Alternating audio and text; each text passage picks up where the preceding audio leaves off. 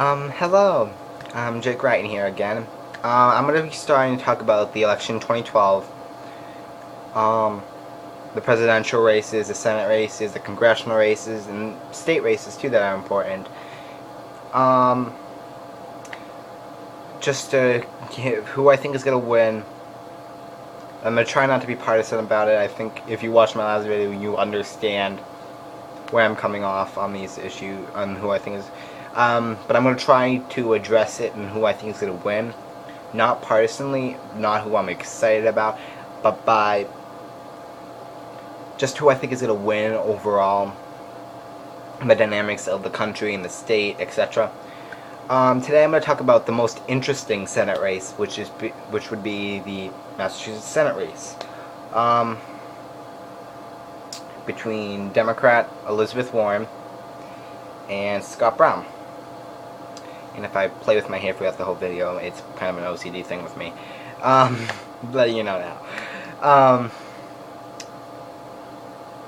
I think, and I'm going to try not to be partisan when I'm trying to explain it, I think Warren's going to win. And here's why. One,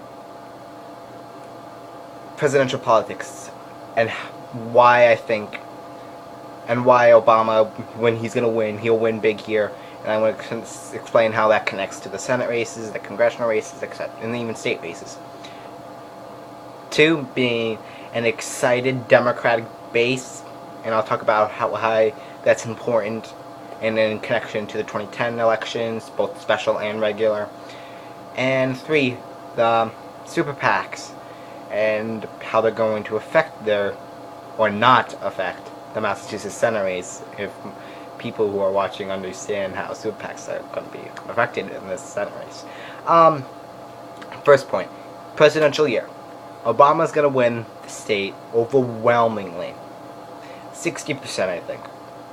I really think he's going to win that much. It's not going to be a shock. Doesn't matter that Romney was governor. Obama's going to win the state. I think we all understand that. If Romney wins the state, I'll be shocked. I really will be.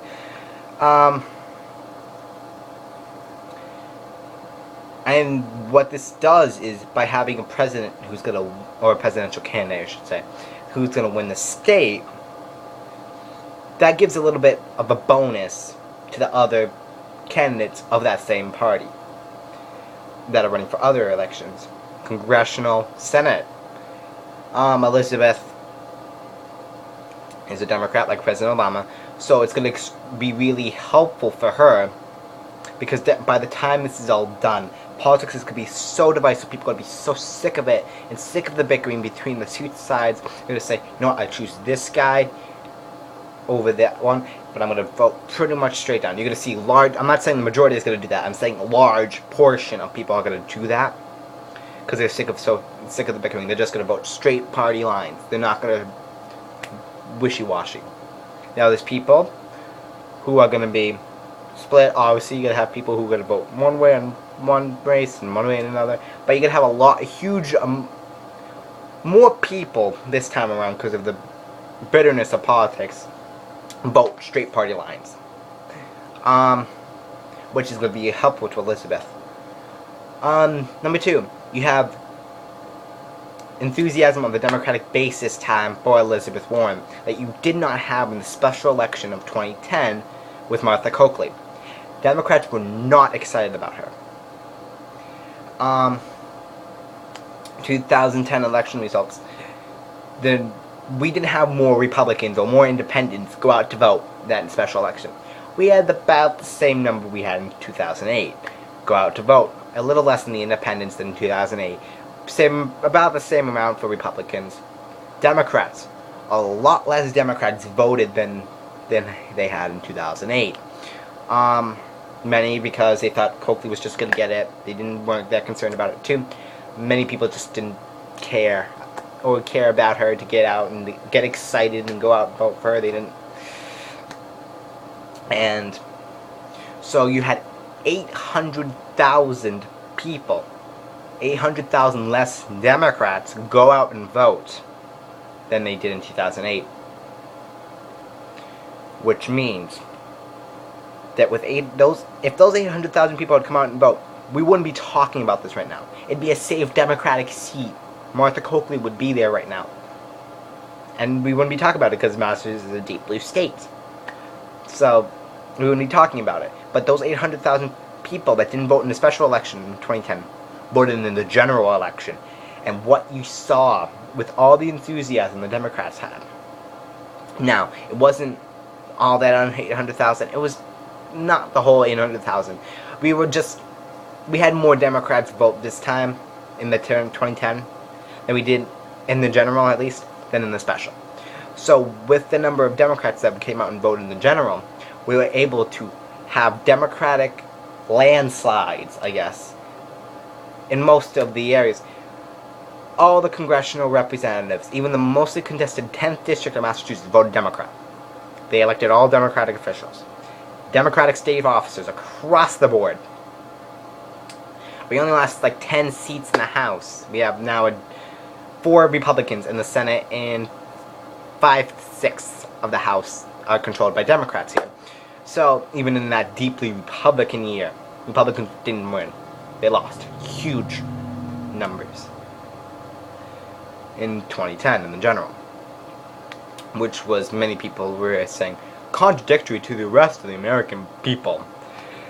So that's what happened. And what you see this time is Democrats are extremely enthusiastic about Warren. I mean, they are so enthusiastic about her. At the convention, they even avoided a primary battle between her and the more progressive candidate, Marissa DeFranco. And they said, we're excited about her, we like her, we need a candidate to go against Brown now. 95.67 went out and supported Warren at the convention. Marissa DeFranco needed at least 15% to get on the ballot.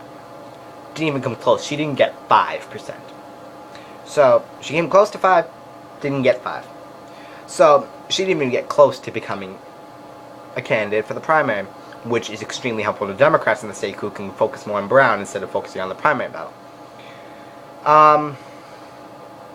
So with that gone, and Elizabeth the nominee, she's able to focus her attacks and her plan against Brown, what she wants to do, and she has an excited Democratic base that we haven't seen in a long time here in Massachusetts. We saw in 2008.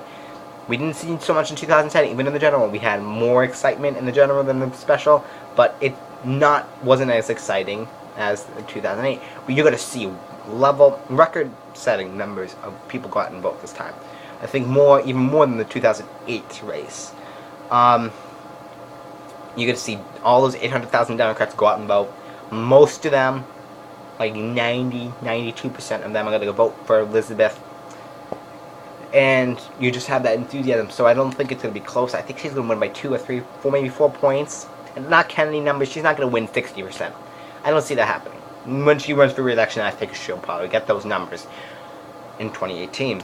But I think that's just what's going to end up happening. And then the money.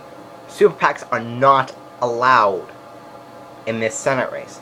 Both candidates have signed a pledge saying that they will not support these super PACs.